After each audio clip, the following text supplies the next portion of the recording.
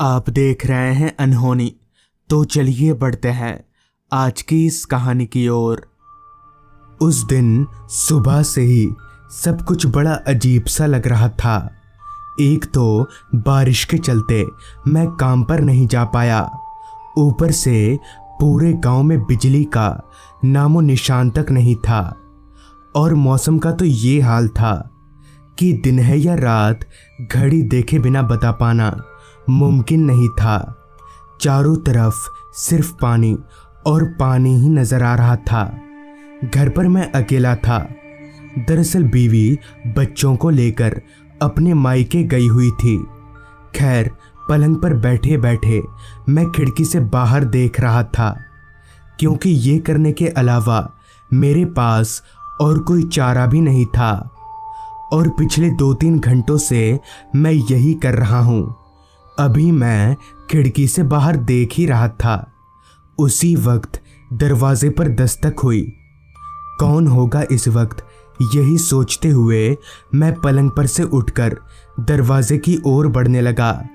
मैंने जब दरवाज़ा खोला तो पाया कि सामने दूध वाले का बेटा खड़ा है। मैंने उससे चौंकते हुए पूछा, क्या हुआ छोटू, पापा कहाँ हैं? इस पर छोटू ने जवाब दिया, वो क्या है कि पापा की तबीयत खराब है। तो इस पर मैं बोला, ओह, अगर रात बिरात मेरी ज़रूरत पड़े तो बस एक फ़ोन कर देना, मैं पहुंच जाऊंगा।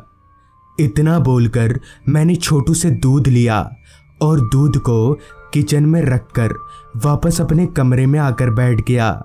दरअसल मैंने छोटू को ऐसा इसलिए बोला क्योंकि एक वक्त पर छोटू के पिताजी ने मेरी बहुत मदद करी थी।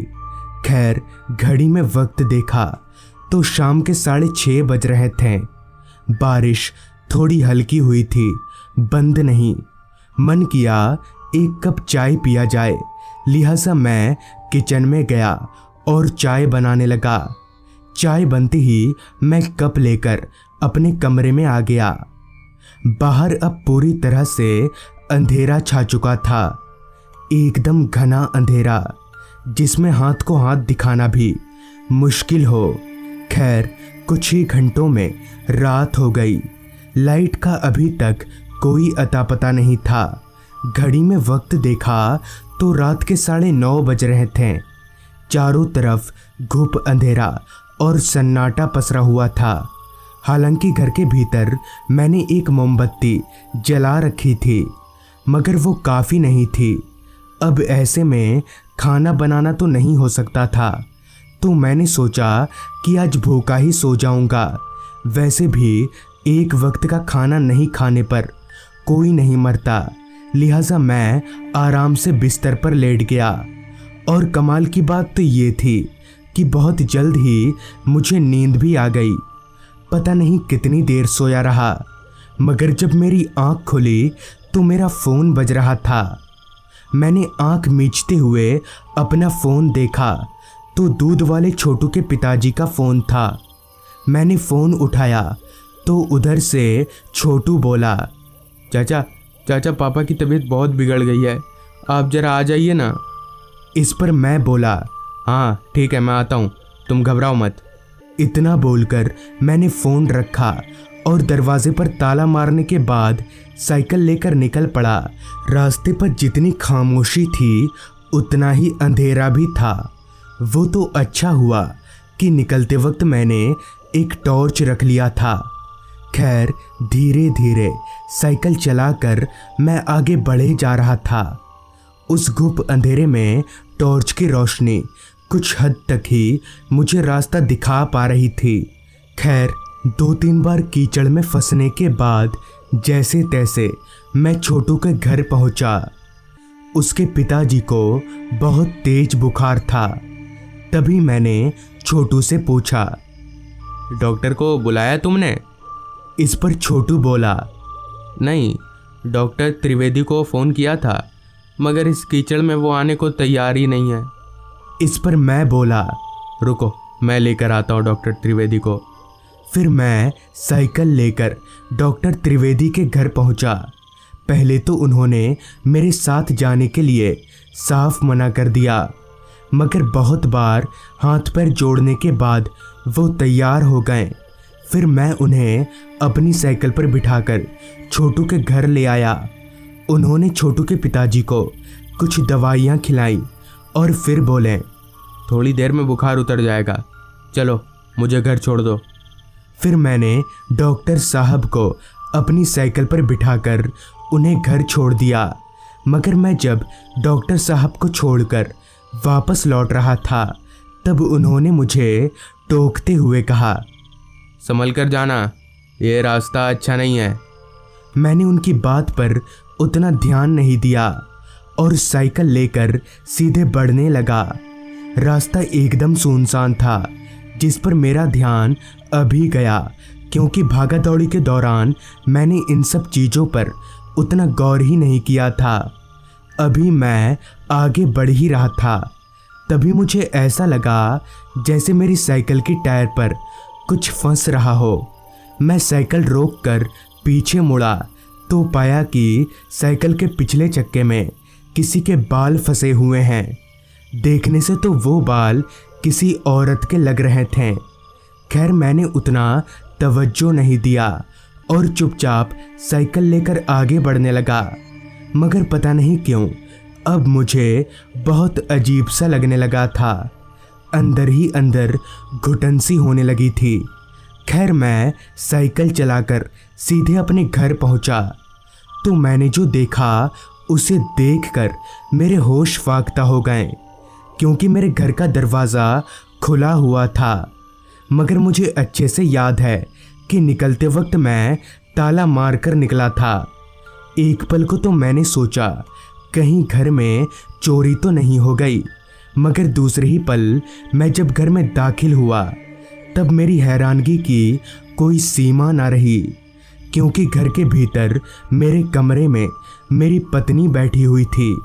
मैंने चौंकते हुए अपनी पत्नी से पूछा, तुम अभी कैसे आई और बच्चे कहाँ हैं? इस पर मेरी पत्नी ने जवाब दिया, अरे वो ट्रेन लेट थी और बच्चों को माँ ने कुछ दिनों के लिए अपने पास ही में रख लिया। इस पर मैं बोला, अच्छा ठीक है, पर मुझे बोल दिया होता मैं आ जाता स्टेशन। फिर हम दोनों पलंग पर ही लेट गए, लेकिन अब मुझे नींद नहीं आ रही थी। मैं सोने की बहुत कोशिश कर रहा था, लेकिन कोई फ़ायदा नहीं हो रहा था। अभी मैं सोने की नाकाम कोशिश कर ही रहा था कि तभी कुछ हलचल सी महसूस हुई। मैंने आंख खोलकर देखा तो मेरी पत्नी पलंग पर से उठकर कहीं जा रही थी। मैंने कुछ बोला नहीं, बस उसे देखता रहा। मैंने देखा कि मेरी पत्नी घर के मेन दरवाजे से होकर बाहर चली गई। मुझे बड़ा अजीब लगा कि आखिर इतनी रात गए ये बाहर क्यों जा रही है। मैं भी झटपट बिस्तर से उठ खड़ा हुआ और दबे पैर घर से बाहर निकल गया तो मेरी पत्नी उस ओर जा रही थी जिधर से अभी थोड़ी देर पहले मैं लौटा था। जहन में उमड़ते सवालों को लेकर मैं अपनी पत्नी के पीछे पीछे चले जा रहा था। मैं उसे आवाज़ नहीं दे रहा था क्योंकि मैं देखना चाहता था कि आखिर वो जा कहाँ रही है। चलते वक्त मैंने एक बात पर गौर किया कि मेरी पत्नी बहुत लंबे लंबे कदम उठा रही है, जैसे उसे कहीं पहुंचने की जल्दी हो। चलते चलते अब मेरी पत्नी और मैं उस जगह पर पहुंच चुके थे जहां डॉक्टर साहब को छोड़कर आते वक्त रास्ते में मेरी साइकिल के पिछले चक्के में किसी औरत का बाल फंस गया था। तभी मेरी पत्नी रास्ते के किनारे वाले जंगलों में घुस गई। मैं भी उसके पीछे पीछे गया तो मैंने देखा कि मेरी पत्नी जंगलों में और अंदर जा रही है। बिना किसी अगर मगर के मैं भी उसके पीछे पीछे चलता रहा। तभी मुझे मेरे से थोड़ी दूरी पर एक बड़े से पेड़ के ऊपर 2-4 औरतें बैठी दिखी। उन औरतों का चेहरा इतना भयानक था कि मेरे बढ़ते कदम अपने आप ही रुक गए। मैं एक पेड़ के पीछे छिपकर अपनी पत्नी को देखने लगा। मेरी पत्नी पेड़ के पास गई और उसके बाद जो हुआ उसे देखकर मेरा पूरा बदन कांप गया। मेरी पत्नी उस पेड़ पर चलकर उन बाकी औरतों के पास जाकर बैठ गई। मगर ऐसा कैसे हो सकता है? भला कोई इंसान पेड़ पर कैसे चल सकता है?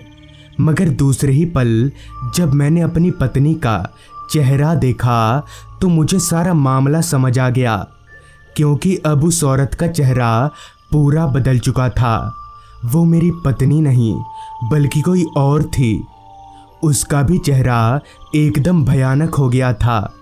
उन सभी औरतों के खुले लंबे बाल इतने घने और लंबे थे कि पेड़ के ऊपर से नीचे ज़मीन तक आ रहे थे। मैं डर गया और इस कदर डर गया कि मैं अपने पैर तलक उठा नहीं पा रहा था। मगर फिर भी जैसे तैसे मैं वहाँ से निकला और सीधे घर पहुँचा। घर पहुँचते ही मैंने सबसे पहले अपनी पत्नी को फ़ोन किया। तब उसने बताया कि वो अपने मायके में है। पूरी रात मैं सो नहीं पाया।